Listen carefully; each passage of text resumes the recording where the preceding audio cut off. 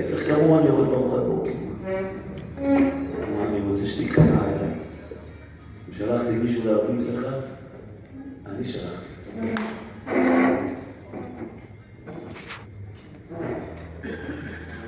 זה שינוי תפיסה, תדעו לכם. שעוד כל תפיסה בחיים.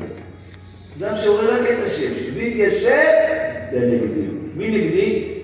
רק השם.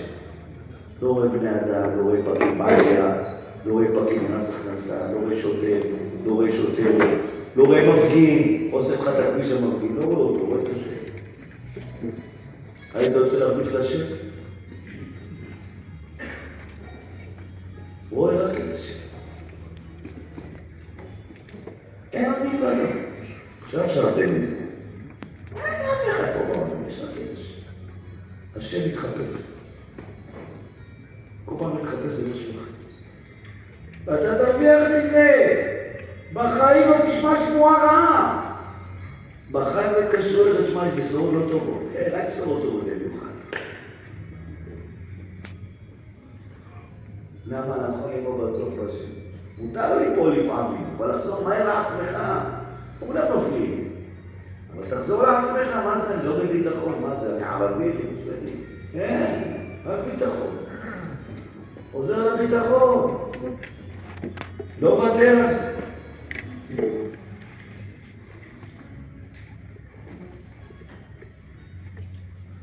ותדע לך שאין שום דבר בעולם העומד כנגד הביטחון. אומר רב שלום אלישיב, זה הסבא של הרב אלישיב. ואין שום דבר בעולם שיכול לעצור את הביטחון שלך. אם אתה בוטח בשם, זה סחף.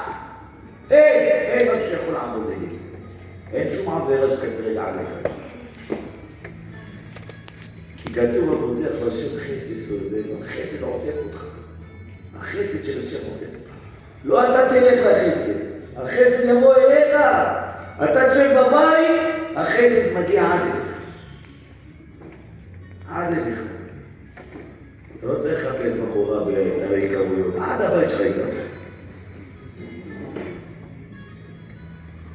יום אחד אחותך תביא איזה חברה, איתו תשתי עתיד. עד הבית שלך איתה. למה? הכנסת את עצמך למהלך של ביטחון. מה זה המהלך הזה? אף אחד בעולם לא עשה לי שום דבר, רק השם.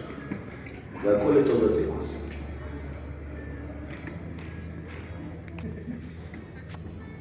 אומר הרב, מידת הביטחון היא ההתחזקות הגדולה לנפש הישראלי. והיא רפואת העלה לכל המחנות. ואף אם יודע אדם לעצמו, שמתקף רגלו ועד ראשו, כולו במוחלק ובתאונה ובכל מיני עבירות. לא יודע, מכף רגל עד ראש, כולו עבירות. ואיך יבוא לשער המלך בשביל שק? אף על פי כן נפתח באבינו שבשמיים, אין חקר לגדולתו, יהיה נחשב לפני הקדוש ברוך הוא, כאילו היה מקיים כל המצוות בדעת שלמה ובכוונה ראויה, וכאילו היה מייחד הייחודים כראוי. רק תפתח בי אומר השם שאני מציל אותך, שאני מושיע אותך. אתה תראה שהכל יזרום לך. לכן, זו הפרשה הכי חשובה, אני חושב אותו. ועם ישראל מסכנים, דור שלם יצאו ממצרים, כולם נשארו כחורים במדבר. למה? המרגלים שכנעו אותם לכם, השם לא יעשה את זה. יש ענקים, אתם לא יכולים להתמודד עם זה. כמו שרבנו צעק, לכם השם יעשה נס, תאמינו בשם. הם לא רצו להאמין בשם. חייתן חיוך, שנעשה לי רק טוב. וישם ברק, תשתוק, תשתוק,